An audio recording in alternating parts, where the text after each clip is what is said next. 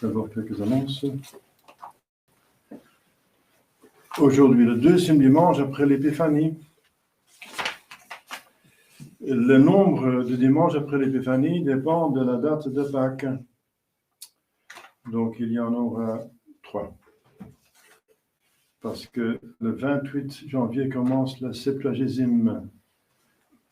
Donc, c'est le temps pascal, avec le carême. Lundi, demain, Saint Paul, ermite, premier ermite, confesseur, mémoire de Saint-Maur, abbé. Abbé, ça veut dire la tête d'une abbaye.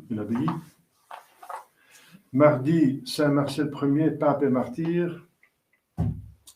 Dans certains diocèses, fête du cœur immaculé de Marie, refuge des pécheurs. Et dans l'ordre franciscain, Saint Bérard et ses compagnons, premier martyr du premier ordre, donc de l'ordre pour les hommes. Le deuxième ordre, c'est l'ordre pour les femmes, c'est plutôt les clarisses. Et le troisième ordre, c'est pour les laïcs, donc les personnes qui continuent à vivre dans le monde, mais qui suivent une règle. Donc il y a plusieurs ordres, la plupart des ordres ont 3 ordres. Les ordres inférieurs, ça veut dire en espèces. Mercredi, Saint-Antoine, abbé. Encore un abbé, ce n'est pas Saint-Antoine de Padoue, mais Saint-Antoine, abbé dit du désert, qui est souvent représenté avec un cochon. Parce qu'il y avait un cochon, il vivait avec un cochon, voilà. Je ne sais pas s'il a mangé, pourquoi il a ce cochon. Il y en a qui disent que c'est la représentation du diable, parce qu'il était tenté par le diable. En tout cas, c'est Saint-Androis avait un grand homme, n'est-ce pas? Il a connu Saint Paul, premier évêque. En plusieurs diocèses, en France, apparition de la Sainte Vierge Marie à Pontmain, en 1871. Pontmain. Jeudi de la Férie, mémoire de Sainte Prisque, Vierge et martyr. Et on peut commencer l'octave de prière pour le retour des chrétiens séparés de l'unité romaine. Il y en a beaucoup. En plus, il faut faire attention parce que romaine, ça veut dire l'église romaine. Mais ça ne peut plus dire l'église qui est à Rome comme le lieu actuellement, puisque Rome était piratée par les ennemis de l'église. Donc, ils ont introduit le cheval de Troie à Rome lors du concile, comme vous savez. Donc, l'unité romaine, ça veut dire l'unité à la vraie église, une sainte catholique apostolique romaine. Ça veut dire fondée par Saint Pierre à Rome. De retour, ça veut dire conversion vers la vérité qui sera toujours dans l'Église, même s'il est très petite en nombre de membres. L'Église est éternelle. Vendredi de la Férie, mémoire de Saint Marius et ses compagnons, martyrs, et de Saint Canute, roi de Danemark, martyr. Samedi, Saint Fabien, pape, et Saint Sébastien, martyr, au pluriel. Hein. Tous les deux sont martyrs. Dimanche prochain, 3e dimanche après l'Épiphanie, en certains lieux, Notre-Dame de Altagracia, protectrice de la République dominicaine. Donc il faut faire attention, il faut bien prier parce qu'il y a beaucoup d'évolution, n'est-ce pas?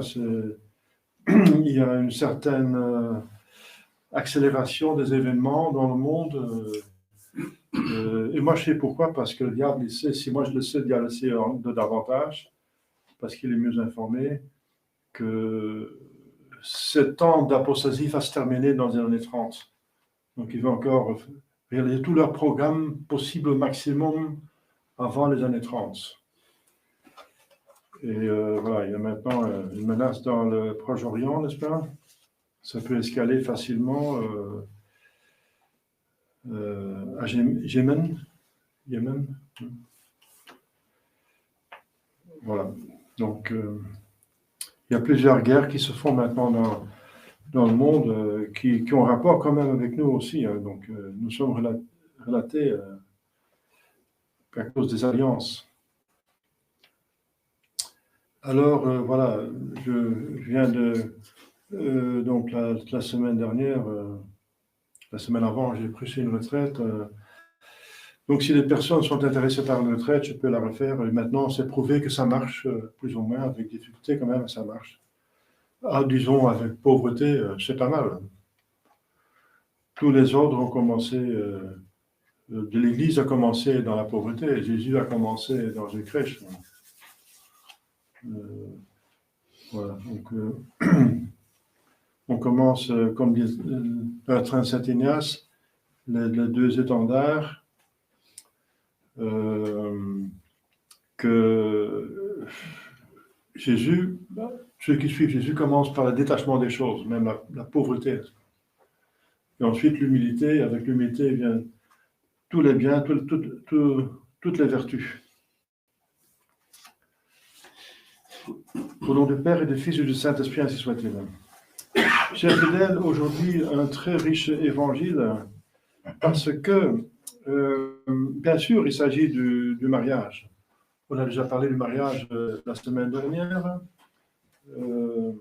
lors de la Sainte Famille. Il y a deux occasions de parler de mariage. Ici, on parle plutôt du sacrement, parce que notre Seigneur Jésus-Christ l'a institué comme sacrement en assistant au mariage, ici. Et à la Sainte Famille, on parle plutôt des relations entre les parents, les enfants. Jésus était soumis, etc. Marie était soumise à Saint Joseph. Joseph était un saint qui prenait toujours soin, n'est-ce pas, du bien commun. C'est facile à vivre un homme qui est saint, n'est-ce pas, et qui fait toujours le bien. S'il fait toujours le bien, c'est facile. Eh bien, c'est comme ça qu'il faut se conduire comme homme, n'est-ce pas, comme père de famille. On a vu la Sainte Famille. Maintenant, on voit plutôt le mariage comme un sacrement.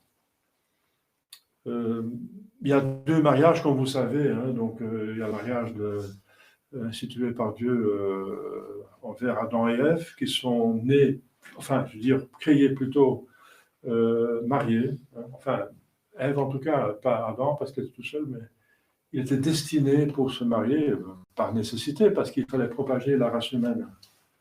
Donc, Ève a été créée, mariée, et le bon Dieu a choisi pour elle sa place et vice-versa. Donc, le bon Dieu a fait bien les choses.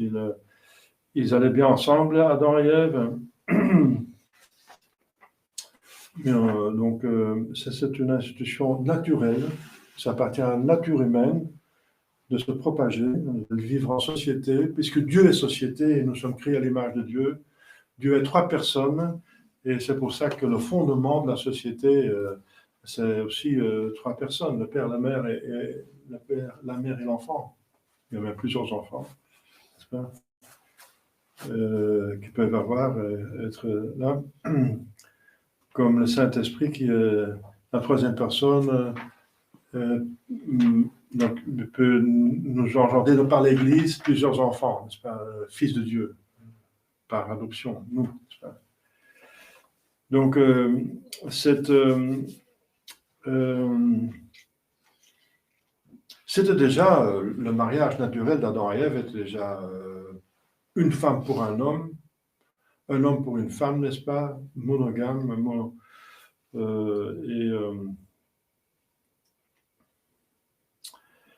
jusqu'à là, enfin, pour toute la vie, le divorce était impossible. Voilà. Quoique il y a eu après des concessions faites par Dieu, mais contre son gré. Et notre Seigneur Jésus-Christ en parle. Notre Jésus-Christ a restitué le mariage comme il faut, comme c'était l'intention au début. Et il a érigé en sacrement. Il faut bien savoir ce que c'est un sacrement. Un sacrement, c'est un moyen pour aller au ciel. Parce que les relations humaines, n'est-ce pas, entre hommes et femmes, c'est souvent aller ensemble en enfer. Et on fait facilement le péché mortel, paf, on va ensemble en enfer. Je t'aime, et aimer l'autre, c'est l'amener en enfer. Donc c'est n'importe quoi. Alors vous voyez que dans Jésus-Christ, comme il est né, lui, la lumière, en plein hiver, n'est-ce pas, quand les jours sont très courts et à minuit, là où il y a la ténèbre, il amène la lumière, eh bien là où il y a la plus grande, n'est-ce pas, danger pour aller à l'enfer, il érige un sacrement. Oui. On va ensemble au ciel et on se soutient dans la vertu, n'est-ce pas? Et on prend comme exemple les saints comme Marie et Joseph. Et voilà, donc un sacrement qui donne la grâce pour rester fidèle toute la vie, n'est-ce pas? Et de procréer des enfants dans la crainte de Dieu, et pour bien les éduquer, bien les soigner, et de supporter les uns les autres, et de s'aimer le plus possible, de se faire du bien, de vivre heureux, et de se sanctifier, et d'aller au ciel, parce qu'on n'est pas sur terre pour se marier et pour jouir du mariage, on est sur terre pour aller au ciel. Il ne faut jamais perdre de vue le but de la vie. Mais dans ce cadre, je voudrais donc, puisque c'est une fête, n'est-ce pas, Jésus assiste à une fête.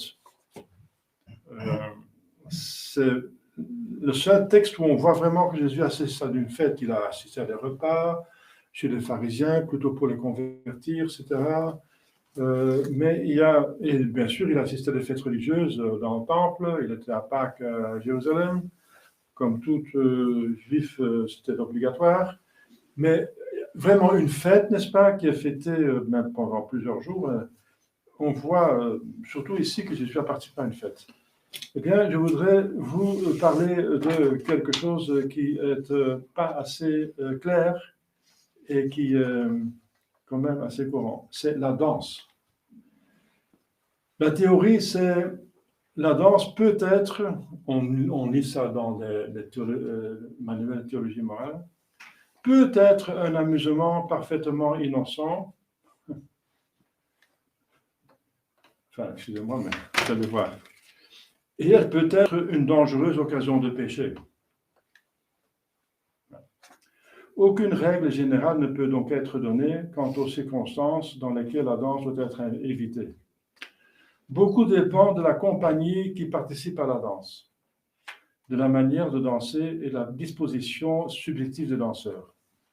S'il n'y a rien de répréhensible à aucun de ces égards, il n'y a aucune raison pour qu'un jeune homme ou une jeune femme ne soit pas autorisé à danser avec la prudence requise.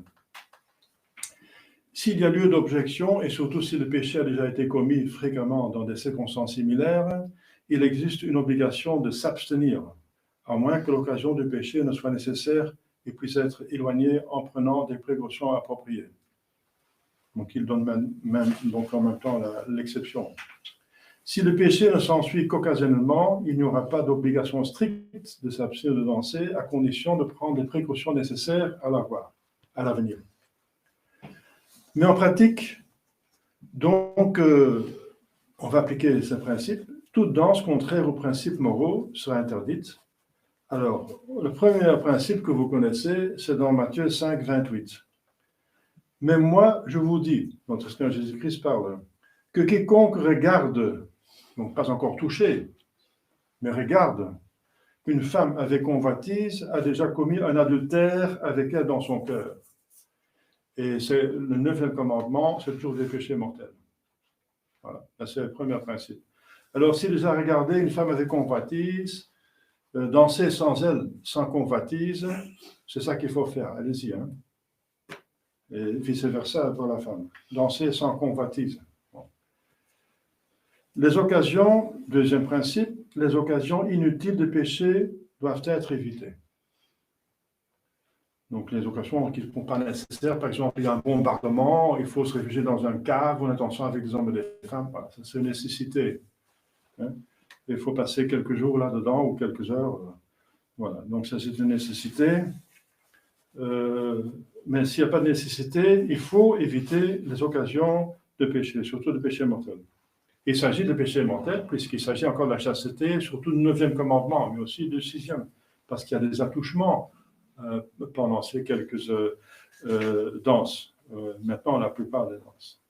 Encore, vous faites une distinction entre les danses avant le 20e siècle et les danses au début du 20e siècle et les danses à partir du milieu du 20e siècle.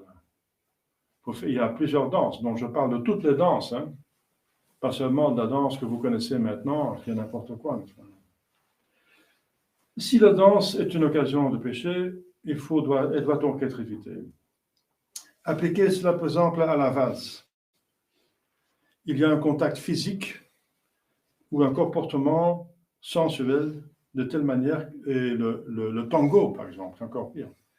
Un comportement sensuel de telle manière qu'il provoque le péché, alors la mesure a été dépassée et c'est beaucoup trop facile de dépasser la mesure. Pour cette raison, la plupart, sinon la totalité des danses modernes, après les années 60, sont répréhensibles. Toutes les danses, et ça se dégrade de plus en plus. Alors le révérend père Villermet, il a écrit tout un ouvrage là-dessus. 2 points sont particulièrement étudiés. Il s'agit de la danse en général et le cas spécifique de danse nouvellement apparue dans les années 1910. S'agissant de la danse, l'acteur précise que face à son développement, il est devenu nécessaire d'en parler afin d'éclaircir les consciences. Cette prise de position impose de faire la distinction entre l'opinion publique, qui est aléatoire et qui peut être débattue, et la loi morale relative aux danses qui impose son interdiction, qui est insusceptible d'être discutée. Seules les danses qui remplissent certaines conditions très restrictives étant autorisées par l'Église. Alors, on va citer quelques saints. Saint Thomas d'Aquin dit que la danse peut être un acte vertueux ou vicieux. Tout dépend des circonstances et du but recherché.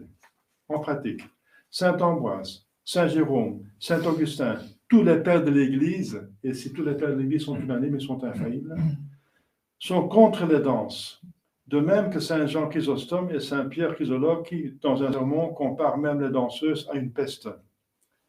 Plus qu'une condamnation universelle, ce sont des danses lascives, lubriques et obscènes qui étaient condamnées.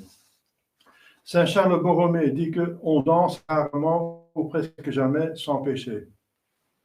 Saint Jean-Marie Vianney, Saint curé d'Ars, a déclaré « La danse est le moyen que le diable utilise pour détruire l'innocence d'au moins les 3/4 de notre jeunesse. » Il a parlé au début du 19e siècle. Début du 19e siècle. Cicéron estimait comme une injure de traiter quelqu'un de danseur et considérait qu'à moins d'être fou, un homme qui n'est pas ivre ne danse jamais. Bon, ça c'est Cicéron. Bien qu'il ne le cite pas, l'auteur donc qu'on suit ici, c'est le père dominicain de Villermet. Attendez, où est-ce que je l'ai mis Villermet. L'auteur aurait pu poursuivre avec saint François de Sales, qui écrivait dans son introduction à la vie dévote, « Les danses sont comme des champignons, les meilleurs ne valent rien. » Donc, définition. Pour Jean Dedine, dans son livre « Qu'est-ce que la danse ?» 1921, publié aux éditions Henri Laurent, etc. La danse, essayez de donner une définition, est la traduction par des gestes mesurés des sentiments et des passions humaines. C'est la mise en valeur de la beauté physique par des attributs et des mouvements rythmés. C'est l'agencement d'évolutions collectives en figures décoratives et harmonieuses. Pour Villermet, un art, quel qu'il soit, qui tend vers le beau, n'est pas mauvais en soi. Il en va ainsi de la danse qui est un art. Elle n'est pas répréhensible, sauf si elle sert au mal moral et qu'elle se met au service des passions malsaines. Alors, la Bible, une source quand même intéressante, permet la danse, mais elle faisait partie intégrante de la liturgie de l'Ancien Testament. Donc c'est une danse liturgique, réglant les cérémonies de culte dans le temple de Jérusalem. Dans le Nouveau Testament, il n'y a pas de danse liturgique. Donc, c'était possible, mais maintenant plus. Elle constituait également une manière de manifester sa reconnaissance et sa joie envers Jéhovah. Donc, voilà. Donc, David, il danse devant l'arche quand elle est introduite dans la cité de Sion. L'auteur cite également le livre des Juges, chapitre 11e, selon lequel, à la nouvelle que Jephthé revenait vainqueur du combat contre les Ammonites, sa fille et une foule de filles et de femmes s'en vont à sa rencontre en dansant. Il mentionne également le livre de l'Exode, donc c'était seulement des femmes qui dansaient ensemble, il n'y avait pas d'hommes. Il faut bien regarder le texte. Le livre de l'Exode, 15e, Myriam, la prophétesse, sœur d'Aaron, prit en main un tambourin et toutes les femmes la suivirent avec les tambourins, formant des chœurs de danse. Encore seulement les femmes. Par contre,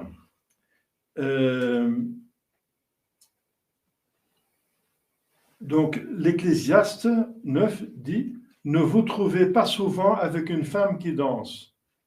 Pas avec les hommes, aux hommes bien sûr. Et ne l'écoutez pas, de peur que vous ne périssiez par la force de ses charmes. Vous voyez, donc les danses liturgiques sont donc permises, mais les danses en dehors de la liturgie, apparemment, même la Bible dit « Ne vous trouvez pas souvent avec une femme qui danse ». Pour Vuillermet, la danse n'est pas répréhensible si elle est pratiquée avec décence et dignité entre gens honnêtes et pour manifester sa joie. En revanche, elle est défendue si elle est de nature libidineuse. Suivant sa réflexion, l'auteur s'interroge sur les conditions requises pour qu'une danse soit permise. Pour que la danse soit un art, un divertissement honnête, il faut qu'en elle-même, puis dans les circonstances de temps, de lieu et enfin de l'importance de circonstances de personnes, elle ne soit ni mauvaise ni cause de mal moral. Donc pensez à Matthieu, le texte qu'on a cité, Matthieu.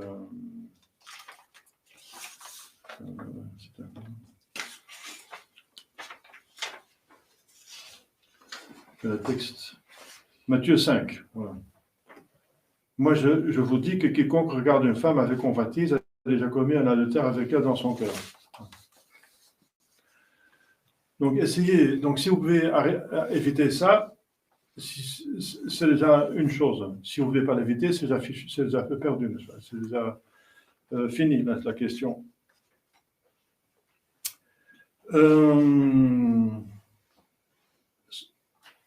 Cela implique l'exclusion d'un certain nombre d'éléments comme les gestes inconvenants, les attouchements indiscrets, les rapprochements trop intimes et surtout les enlacements et les embrassements qui sont prohibés car ils suscitent des passions charnelles, indubitablement cause prochaine de péché.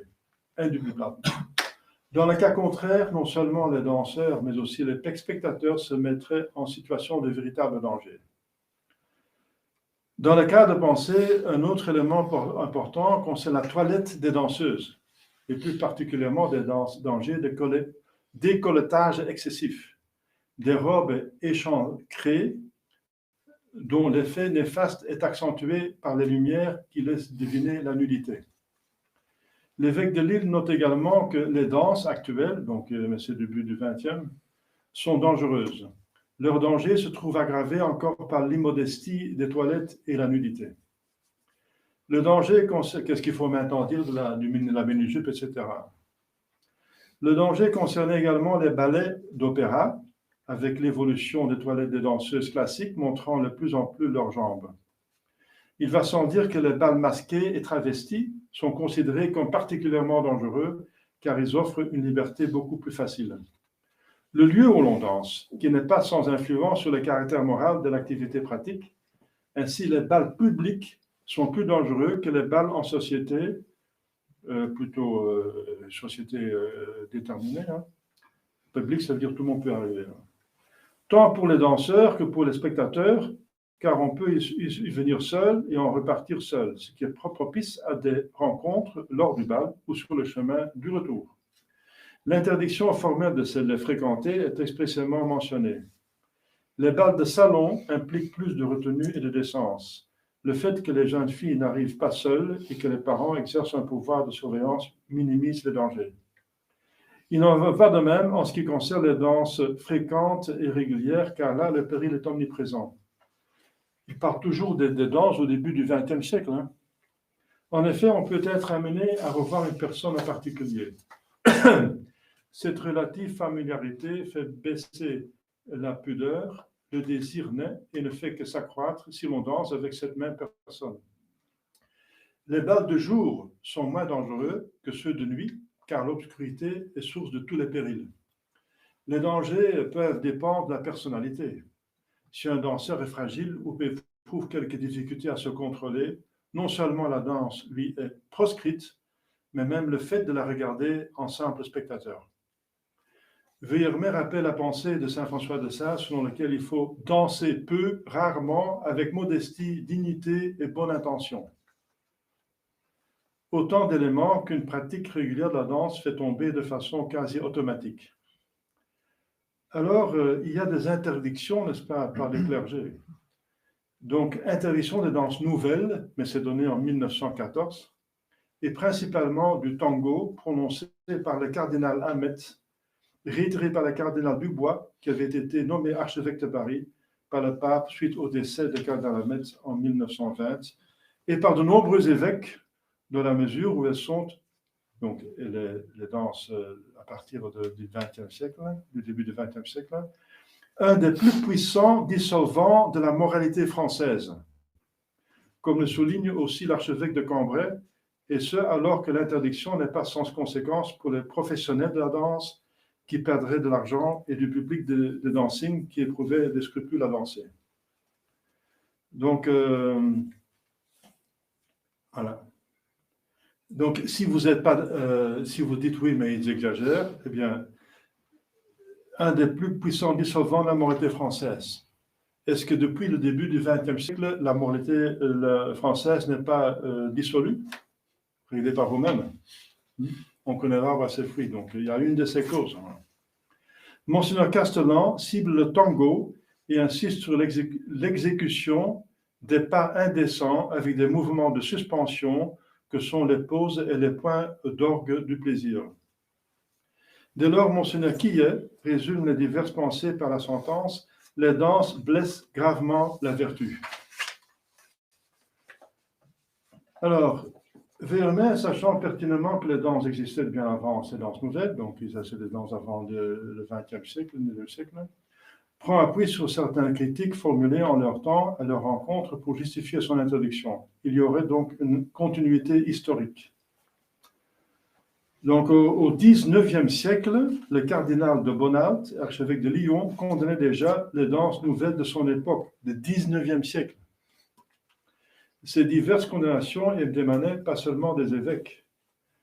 Donc, il y a même des gens, le courtisan même, Bussy Rabutin, qui connaissait bien les bals et qui disait « J'ai toujours cru les bals dangereux », ajoutant « Ce ne sont d'ordinaire que des jeunes gens qui composent ces réunions-là, lesquels ont déjà assez de peine à résister aux tentations de la solitude, à plus forte raison, leur était difficile d'y résister dans une semblable réunion. » La valse et la polka, les danses traditionnelles, par excellence, étaient également critiquées. Pour Léon Houle, dans l'indicateur de spectacle en 1919, une salle de spectacle devient un rendez-vous de sauteurs plus ou moins mondains. Donc, ce ne sont même pas des clercs qui disent ça, n'est-ce pas? Alors, l'écho de Fourvière s'attachait à démontrer le caractère inesthétique du tango. Cet ensemble de contorsions gymniques mises en musique, cette marche lente et triste, cadencée sur un air spécial, ce simple assemblage de pas avec les déhanchements plus ou moins canailles, des poses plus ou moins lascives, des croisements de jambes plus ou moins risqués, c'est le plus affligeant démenti qu'on ait jamais donné à l'art de terpsichore, tout simplement à la grâce et à la beauté pure. Blanchon affirmait à propos des danses nouvelles, cette gymnastique de dégingandée aurait-elle le succès qu'elle a si elle n'était un instrument déguisé de luxure? et qui rapporte une anecdote selon laquelle un homme du monde, excellent danseur, disait « Tango immonde, foxtrot cynique, java grossière. Tout cela sent l'apache, l'aventurier, la rastacouillère, le sauvage. » Alors, il y a aussi une critique du corps médical. Le docteur professeur Pinard considère que les danses nouvelles produisent une excitation déplorable chez nombre de jeunes filles. Dr Pagès, éminent hygiéniste et professeur de culture physique, déclare que ces danses délabrent, vieillissent, au lieu de tonifier et rajeunir. Dr Bernard, très célèbre gynécologue et psychothérapeute à l'époque, considère que les danses nouvelles, donc début du XXe, entraînent des troubles physiques et psychiques, mais également des anomalies du sens critique, des erreurs flagrantes et progressives du jugement, des incohérences du ton et du goût de la mesure qui se développent chez des êtres cultivés, l'abolie, l'indulgence générale de la conscience au profit des manifestations de l'instinct, le scepticisme par paresse ou surtout la fatigue intellectuelle. L'ensemble des coutumes, des mœurs, l'orientation de l'esprit français en subissant fatalement les effets néfastes. La race se meurt et le sens moral sombre. Pour Vuillermet, ces danses ne sont pas autre chose que du bolchevisme moral. Il considère également que la société a peur du bolchevisme social et que ce dernier n'a pas de meilleur fourrier que le bolchevisme moral. Par conséquent, l'intervention des évêques est morale et sociale, car ils sont les défenseurs de la cité. Maintenant vient l'argument le plus important, celui de pape. Donc, dans l'encyclique de Benoît XV, Sacra Propediem de 1921, donc on ne parle même pas de danse pire qui vient dans les années 60, n'est-ce pas, avec l'invention de la pilule et de la mini-jupe, etc. En 1921, le pape précise dans son encyclique, il y a deux passions aujourd'hui dominantes dans le profond dérèglement des mœurs. Un désir illimité de la richesse et une soif insatiable de jouissance. Et nous ne parlons pas de ces danses exotiques et barbares récemment importées dans les cercles mondains, plus ou moins choquantes les unes que les autres. On ne saurait imaginer rien de plus propre à bannir tout reste de pudeur. Ça, c'est un encyclique du pape. Condamnation papale s'impose à toute hiérarchie aux infidèles selon le principe de verticalité. Alors, il y a des arguments. Oui, il y en a un qui a permission de danser de la part de son confesseur. Eh bien, un prêtre ne doit pas donner cette autorisation contre le pape. Selon lui, il y a un seul cas où la permission pourrait être accordée, c'est quand il y a une très grave raison de nécessité à laquelle on ne peut se soustraire. Par exemple, un protocole, n'est-ce pas, à la cour royale. Point qu'il avait mentionné dans son livre « Le divertissement et la conscience chrétienne » et plus particulièrement dans le chapitre 4. Un autre argument concerne l'aspect technique de la danse, à savoir la façon de danser. En d'autres termes, ces danses interprétées, convenablement exécutées par des personnes honnêtes en famille, peuvent-elles être considérées sans danger et inoffensives? La réponse est négative. Et Vuillermet rappelle la prise de position de Monseigneur Charost, qui, dans une lettre pastorale de 1920, réprouvait le divertissement et les modes contraires aux bienséances et à la vertu chrétienne. Qu'on édulcore, si l'on peut, cette grève barbare et qu'on en corrige plus ou moins savamment la pudeur native. Aussitôt qu'elle rencontrera un tempérament propice, elle reprendra son feu et ses violences naturelles. Alors, Paul Bourget n'était pas en reste quand il déclara « Ces danses spéciales créées dans un but spécial dans leur pays d'origine ne peuvent être totalement libérées de leur tare première et plus ou moins elles sont appelées à revenir à leur destination naturelle. » Donc il parle par exemple du Java, etc. Par conséquent, le tango dansé en France, même stylisé et polissé, est considéré comme dangereux. L'édulcorer ne sert à rien, d'autant plus que les danseurs débutants peuvent danser avec la génération précédente qui est déjà pervertie. Alors, l'interdiction de danser est une obligation grave de conscience qui ne souffre aucune mitigation. le Vuillemin, donc Père Vuillemin, rappelle le devoir de charité envers les autres. On doit les préserver de danger et s'abstenir de pratiquer les danses nouvelles pour ne pas corrompre les autres personnes ou les induire dans la mauvaise voie. Il rappelle la phrase de Sébastien Charles Lecomte concernant ces danses: c'est un poison, il faut proscrire ce qui tue. Alors, combattre ces danses, eh bien, il y a deux catégories de personnes qui pouvaient les combattre mieux que quiconque. C'est l'élite de la société, qu'on n'a plus maintenant, sauf si c'est les chrétiens, les vrais chrétiens qui sont en tout petit nombre. On n'a plus d'élite, n'est-ce pas? Une élite plutôt satanisée. Et pire, à l'époque, il y avait encore une élite catholique. D'autre part, les parents. Faisant référence à la notion de modèle, les élites, en proscrivant ces danses, montraient la voie à suivre en s'abstenant de danser. Le rôle des parents est primordial et c'est à eux que revient le soin de convaincre leurs enfants de l'immoralité des danses. Donc, pour Vuillemin, la meilleure façon pour la femme de résister à l'appel des sirènes, des danses nouvelles, est de rester assise toute la soirée. Auparavant, je cite, la France avait des danses de tact. Celles qui triomphent aujourd'hui sont des danses de contact. Les premières étaient des danses de race, celles-ci des danses de rastas. Il faut sauver la réputation du pays d'élégance, distinction, politesse, délicatesse et la culture française. Le moyen trouvé est d'enseigner de nouveau les danses comme la pavane, la gavotte et le menuet, donc les danses traditionnelles du Moyen-Âge. Ma chère village de place en ajouter, c'est clair, mais il fallait les dire parce que je ne pense pas que tout le monde est au courant de cela et qu'un prêtre ne l'a jamais dit, mais c'est voilà, de l'Église, c'est grave, c'est le 9e commandement, c'est Matthieu 5. Donc, allez-y, n'est-ce pas, restez en état de grâce et soyez prudents. On peut divertir de 1000 autres façons que de danser. Et si on danse, on peut prendre une danse traditionnelle. Mais voilà. Moi, j'ai fait mon devoir de vous en avertir.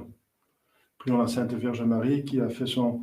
Justement, c'est aussi un jour de la Sainte Vierge Marie qui a incité notre Seigneur Jésus-Christ à faire un miracle. Parce que notre Seigneur dit, « Femme, mon heure n'est pas encore venue. » Mais il fait quand même un miracle. Donc la Sainte Vierge lui a fait faire un miracle qu'il ne voulait pas faire. Donc elle est vraiment intermédiaire entre nous et notre Seigneur Jésus-Christ. Et elle obtient plus pour nous que notre Seigneur Jésus-Christ sans elle.